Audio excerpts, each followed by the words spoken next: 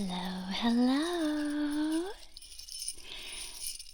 It is the holiday season, so I thought it would be really cool,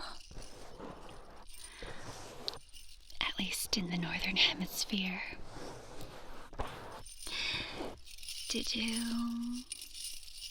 a little jingly video with some ear massage.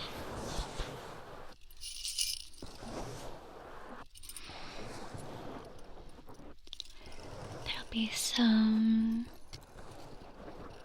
soft spoken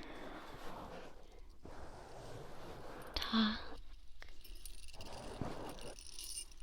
through the beginning of the video, and then later on I'll just have ear stroking in the jingles.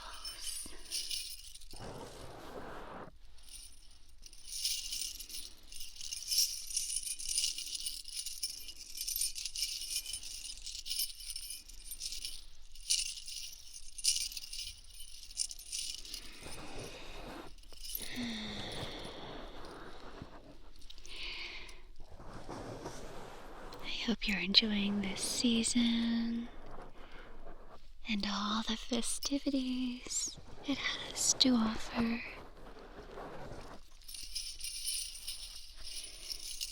that you get to spend it with people whose company you enjoy.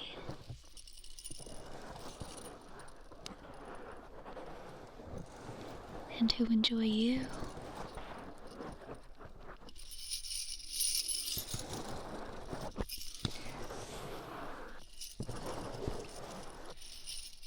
I hope you get to eat lots of delicious things, seasonal foods and sweets, hearty vegetables and soup,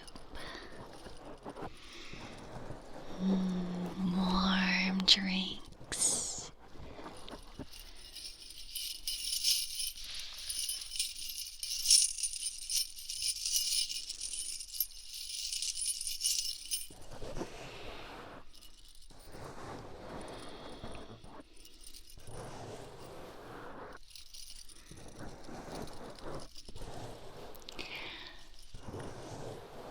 It's a great time of the year to reflect on everything that you have accomplished and how far you've come as a person.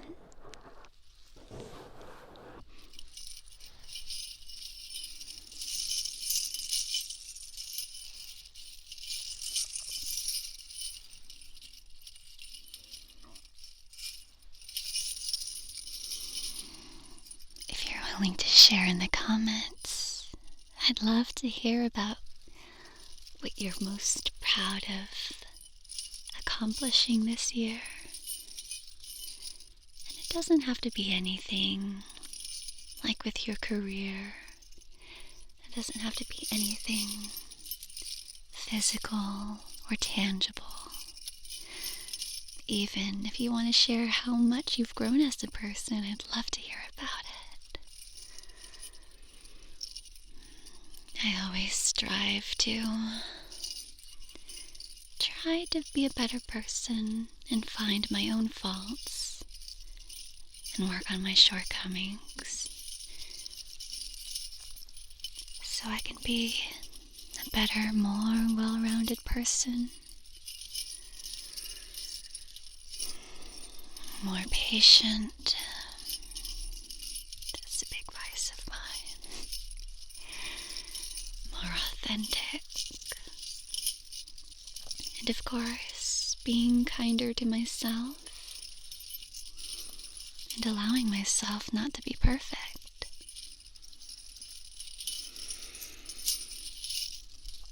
One of my big resolutions this year was to learn to love myself again.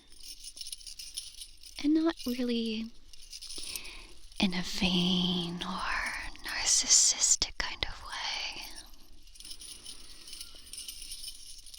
If you watched my video last December about the future of the channel, you'll get an idea of what I'm talking about and how important it is to be kind to yourself. Even reparent yourself and teach yourself how to be a better person.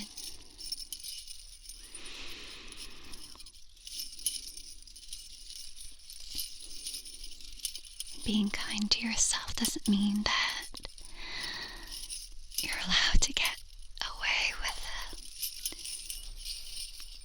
a lot of vices. It doesn't mean indulging in unhealthy food or unhealthy behaviors, or to treat yourself as if you are royalty.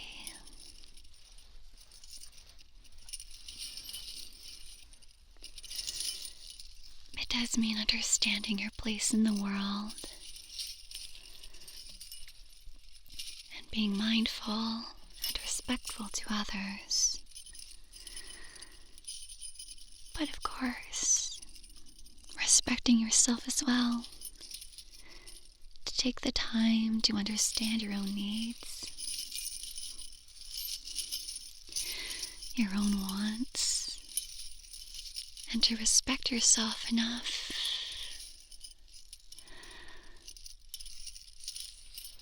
that when you're hurting, you take the time to let it hurt so you can understand why it hurts.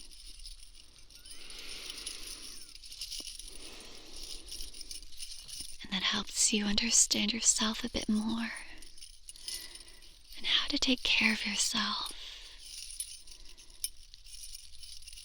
so you would be better equipped to handle hurtful situations in the future.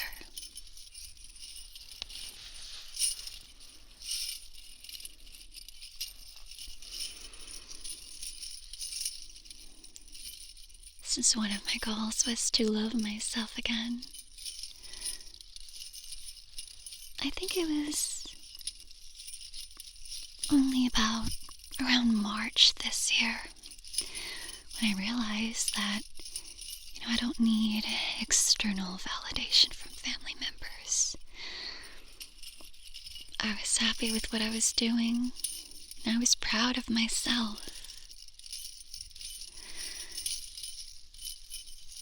And then I could honestly say that I loved myself, not in a vain or narcissistic way, but in a way that ideally a parent is supposed to love a child, to be proud of them, but also wanting them to become better people and continue growing.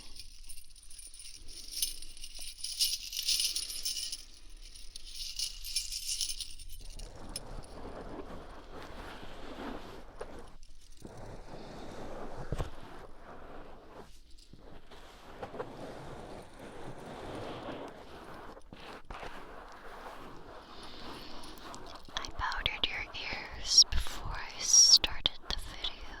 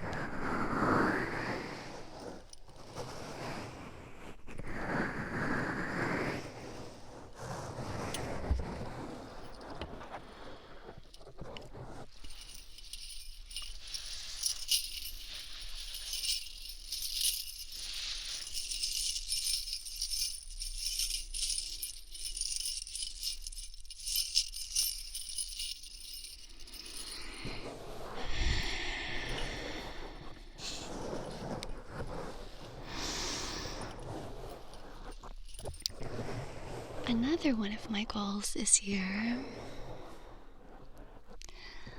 was to be more grateful for my own opportunities.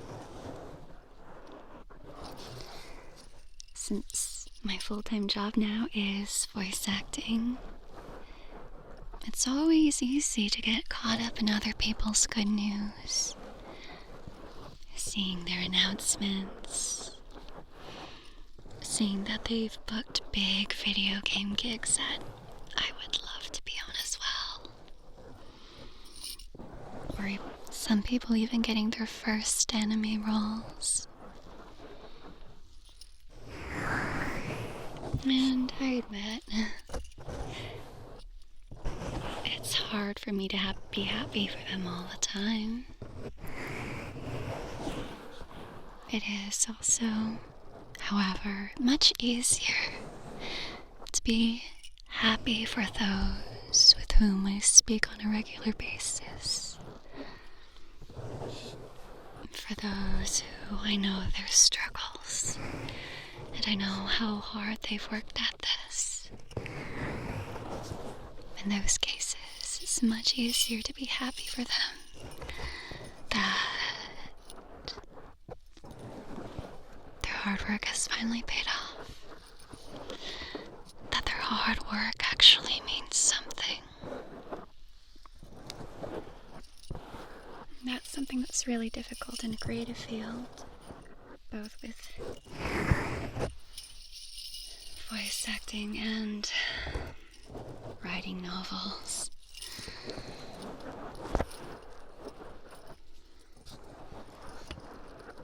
There are often so many gatekeepers, so many rejections, so many doors to get through. So the best way to stay sane and happy and not let those constant rejections get you down is to be grateful for what you do have. So I've been keeping a gratitude journal this past year, and I've gotten most days. I only missed one night when I was a bridesmaid. I had so much fun that night that, of course, I forgot to write an entry for the day. And there was another day recently where I was so caught up in playing video games that I forgot to write an entry.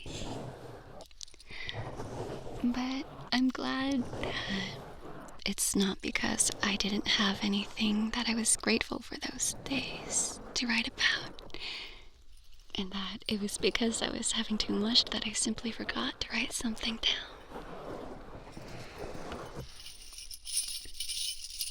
So I believe it was about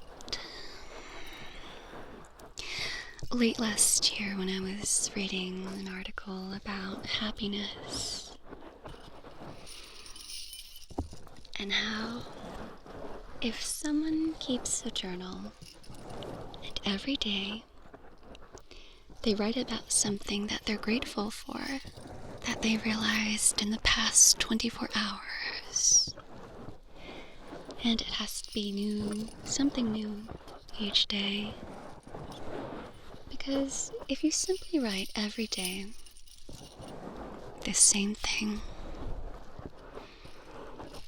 that you're grateful for your friends and the people who support you,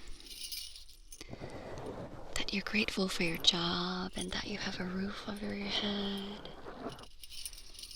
If you write the same thing, the gratitude fades away. And you're not as happy as you could be. But if you really work at trying to find something new to be happy about each day, you'll be much more grateful in the long run. And I do feel like I'm much happier than I was a year ago. I've noticed throughout this year times when otherwise I might have been really crushed. Plans were cancelled, or usually it was plans that were cancelled. And I was really looking forward to those events. But all of a sudden, I just had the mindset that I had equipped myself with to get through those situations and be like, it's okay. I'm grateful that I even had the opportunity to go to such events, or that I was invited and thought of in the first place. Or maybe if I had actually made the trip out and it was canceled last minute, and then I would have to drive through rush hour traffic. It wasn't so bad because I had a brighter mindset about the entire situation. Like maybe I had driven to the other side of town and I supported a small business. Or maybe while I was driving home in rush hour traffic, the light was beautiful. The golden hour. It's really just being grateful for the little things and for the opportunities you do have. Of course, you can always want more. That's the problem, especially of being in a creative industry. Once you finish one job, there's always another that you have to book for the next time. With writing books,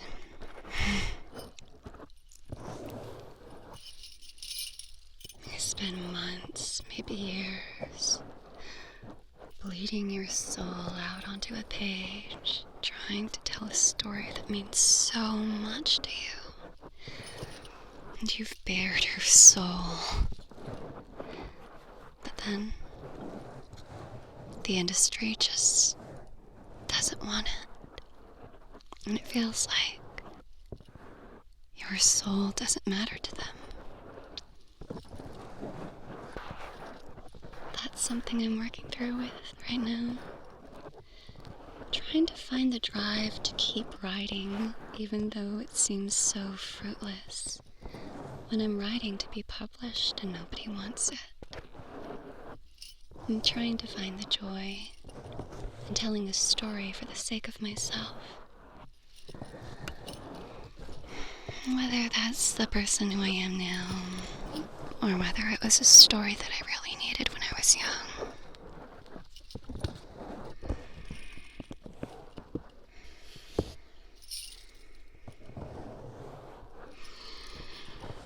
When you monetize your passions,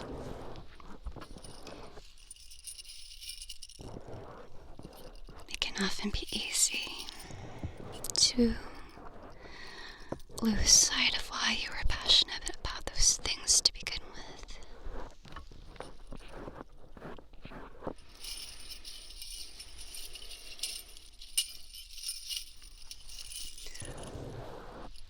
Something I learned during coaching this year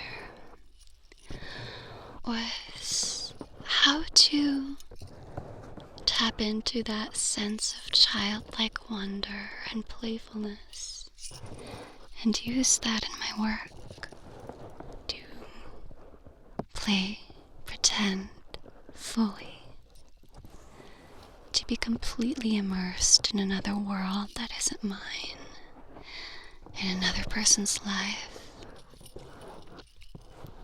and have fun with it.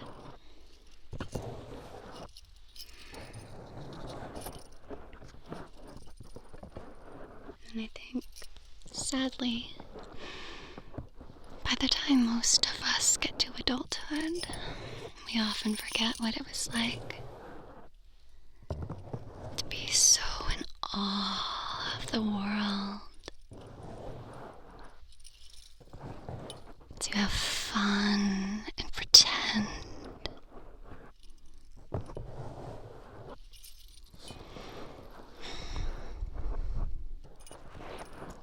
That childlike playfulness is not as valued in our society as maybe it should be. I think people would be a lot happier and take things less seriously if they tuned into their inner child some more. Oh, your ears are getting a little sticky. I think I'm rubbing all the powder off.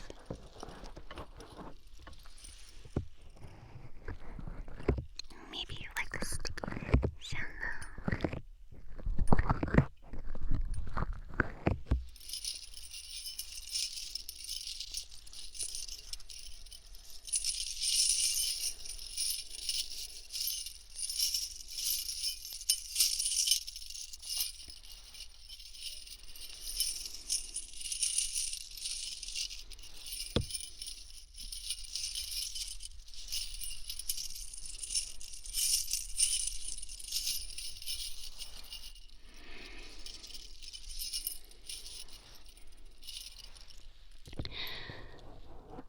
So I'd say those are the two biggest accomplishments that I'm proud of this year. Being able to say honestly that I do love myself as a person, and that I'm proud of myself. And other people's rejections don't mean that I'm less valuable as a person or a creator.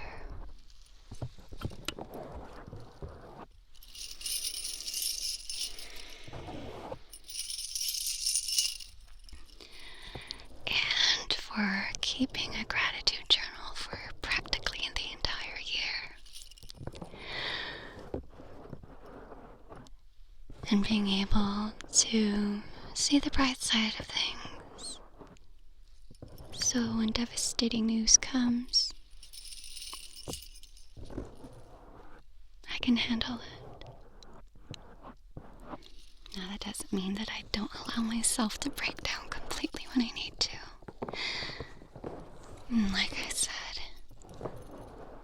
if it hurts, let it hurt. Find out why it hurts. So when it hurts again, you know how to take care of yourself. You know how to protect yourself.